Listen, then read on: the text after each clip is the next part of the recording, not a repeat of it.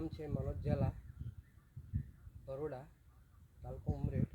Mobile number છે 9265963377. મેં આ ખેતરમાં 1 વીઘામાં અજારી કરેલી છે.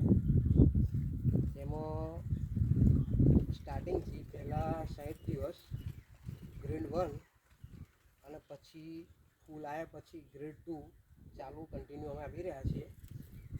અને બાકીના ખેતરોમાં પણ અમે ફિટસોલનો ઉપયોગ કરીએ છીએ, મરચીમાં, તીડમાં, ટામેટીમાં.